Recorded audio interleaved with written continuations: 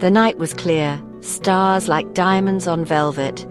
Dr. Armitage, astronomer, adjusted his telescope. He loved the silence of his observatory, alone with the cosmos.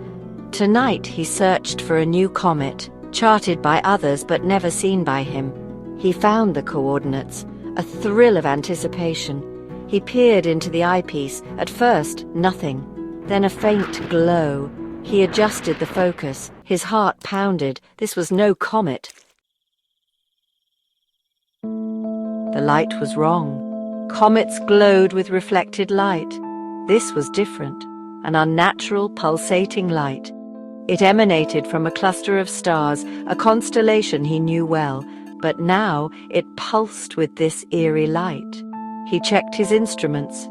All functioning perfectly, he looked again. The light intensified. It began to writhe as if alive. A cold dread spread through him. He tried to rationalize. A trick of the atmosphere? But the sky was crystal clear. He couldn't tear himself away. He watched for hours. The pulsating light, the writhing forms, they haunted him. Sleep offered no escape. Nightmares plagued him.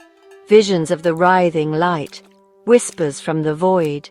He became withdrawn, obsessed. He had to understand, to make sense of it. He researched, desperately searching for explanations, but nothing matched what he had seen. He consulted colleagues, but they dismissed his concerns. Eye fatigue, they said. Stress. He knew better. He began to doubt his sanity. The line between reality and nightmare blurred.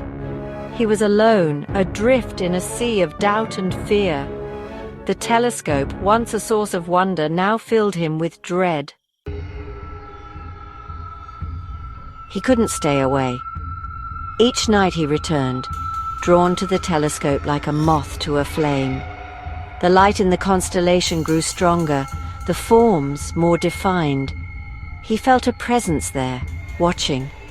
He started seeing the light at the edge of his vision. Even during the day, he couldn't escape it. The whispers grew louder.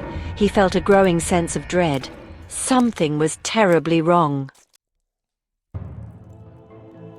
Section 6. Impossible Forms.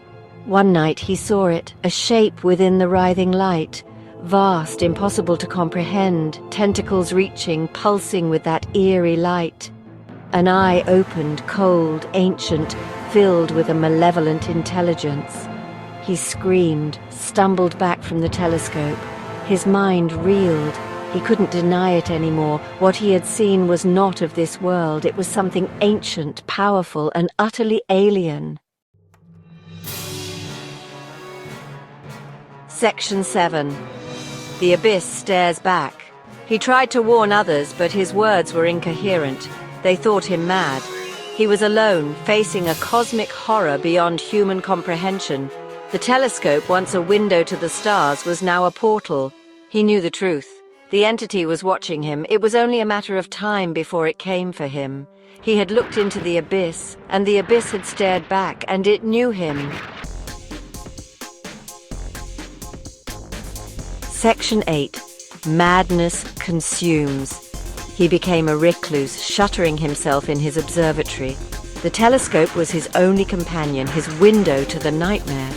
He scribbled frantic notes, trying to understand, to warn the world, but the words made no sense. His mind, once sharp and brilliant, crumbled under the weight of his discovery. The whispers never ceased. The eye watched him. He was lost in madness, consumed by the cosmic horror he had unleashed. Section 9. Vanished. One morning the observatory was found empty. The telescope pointed at the constellation, the eerie light still pulsing. Of Dr. Armitage there was no sign. His notes, filled with insane ramblings, offered no explanation. Some whispered of a nervous breakdown, others of a tragic accident. But a few who had seen the terror in his eyes knew the truth. Dr. Armitage had looked into the abyss, and the abyss had claimed him.